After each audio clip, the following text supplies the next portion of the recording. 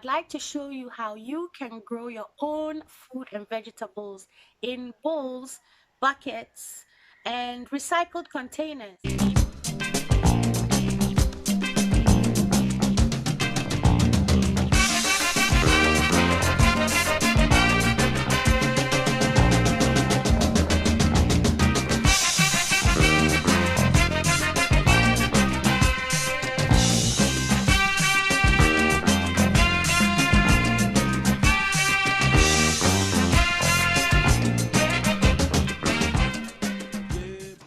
This is Madame Yasmin. Welcome back to my channel where we glow together. Okay, and part of glowing is being in touch with nature. I love to grow plants, flowers, just to be in, the midst of nature. I just love, love, love, love, love.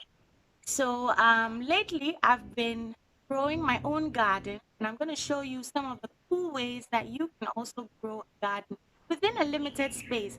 We're talking about container gardening today, and the good news is that you don't have to buy a container. You can use any old container, an old bucket, an old bowl, a sack, a bag, anything you have that will hold some soil. So stay tuned and watch as I teach you how to start your own vegetable garden.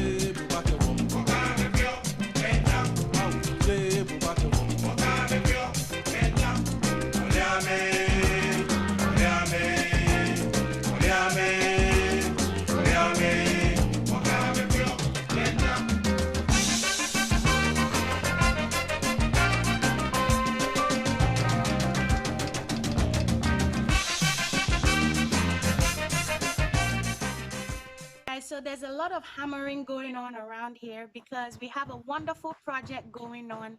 We're restoring an old poultry farm. And if you know me, you know that I love to recycle, to repurpose, and, renew things. So what I'm doing now is talking to you about how you can use old containers to grow food. We really want to try to focus on things that we love to eat because you don't want to grow something that you don't enjoy or don't love to put in your food. Essentially, you want to grow things that you can enjoy, like tomatoes, cucumbers for me. I love herbs, so I have a lot of parsley, mint, coriander, rosemary, a lot of things like that.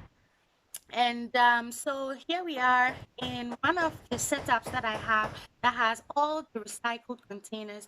Most of the stuff that I use in here are sacks. Okay, so we use sacks and we also use Belacqua recycled containers like what you see behind me. We have the bottom half part and then we have the part you're seeing over there. So we just turn that upside down, and it's great for drainage actually, because when you plant in those and water, the excess water comes out. And what I do is I'm going to tip this over so you can see that I actually have more pots underneath so that when I water the ones up there, the excess water drops down into the ones underneath. Okay, so this is like a way to also save water.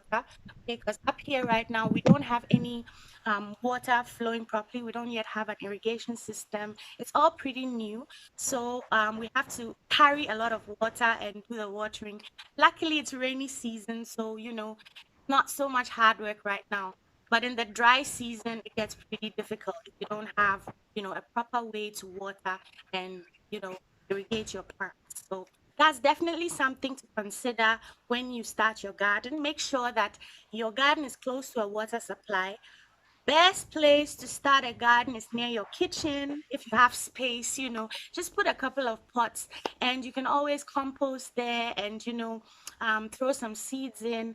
And it's close to the kitchen, so you can always throw out, like excess water like dishwater and stuff, and that will be also a way to save, conserve your water. There's a lot of concrete here. It used to be, a poultry shed actually, and now we just have it open at the top. We've planted some passion fruit around it, so eventually we might have some passion fruit creeping up the top. We just kind of are going, organic. I do one tomato plant per container. And if you take care of that very well and your soil is nutritious, you try to keep it watered and, fed, which I'll talk about in another video, you basically will have a good tomato yield from this one pot. Okay, so I'm going to show you some of my cherry tomatoes. I planted these, I think it was about 4 months ago, 3 to 4 months ago, and now they have so much coming out of them. So I'm going to take you to see those.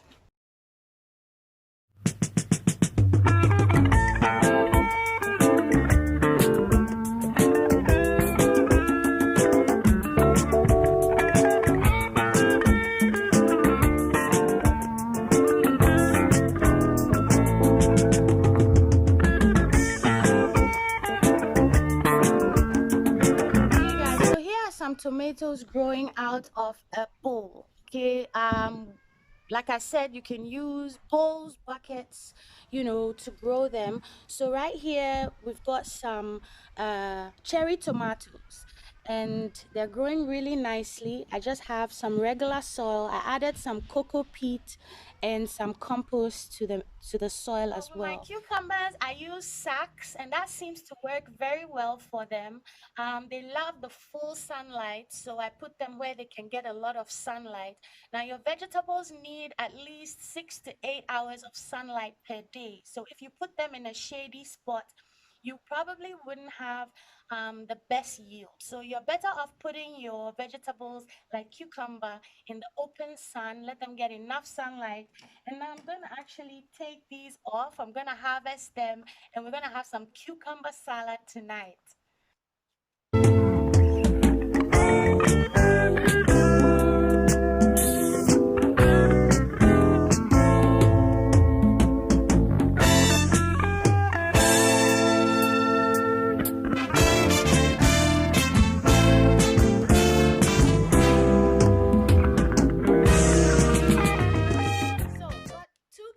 This morning from just one plant, and there are so many more coming, so I'm just excited to see how much I'm going to get out of this.